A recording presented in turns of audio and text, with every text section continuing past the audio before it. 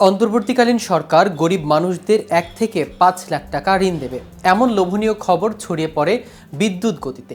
আর এরপরই শুরু হয় তুল কালাম কাণ্ড।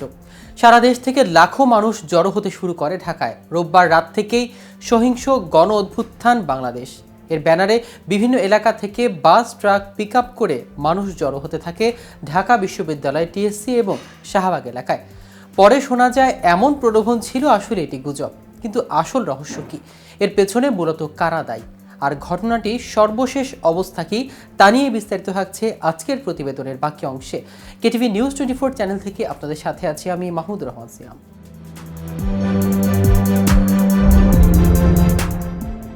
পুলিশ জানায় একটি চক্র কৌশলের রাতের আধারে ঢাকা শাহবাগ ও ঢাকা বিশ্ববিদ্যালয় এলাকা সহ বিভিন্ন এলাকা দখলের পায়তারা করছিল। প্রধান উপদেষ্টা কার্যালয় ঘেরার পরিকল্পনা ছিল তাদের।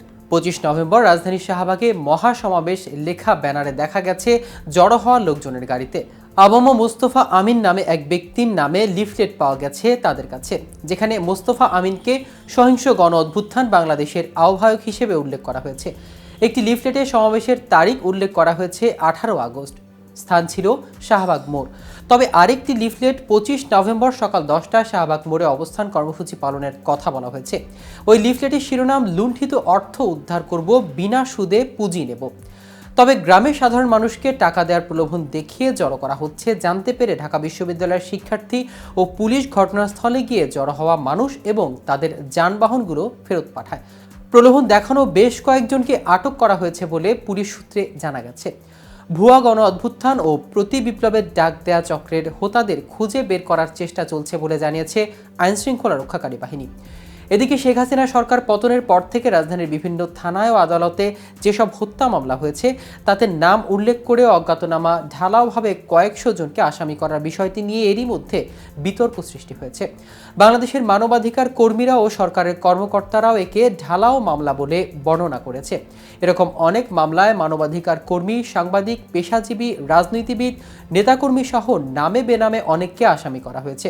এরকম মামলায় সরকারও বিব্রতকর অবস্থায় পড়েছে বলে তাদের নানা বক্তব্যে বেরিয়ে এসেছে, যদিও এই ধরনের মামলা বন্ধের জোরালো পদক্ষেপ দেখা যায়নি।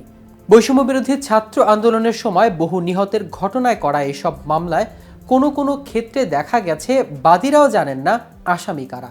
অনেক ক্ষেত্রে আইনজীবীরা বা পুলিশ মামলা সাজিয়ে দিচ্ছে।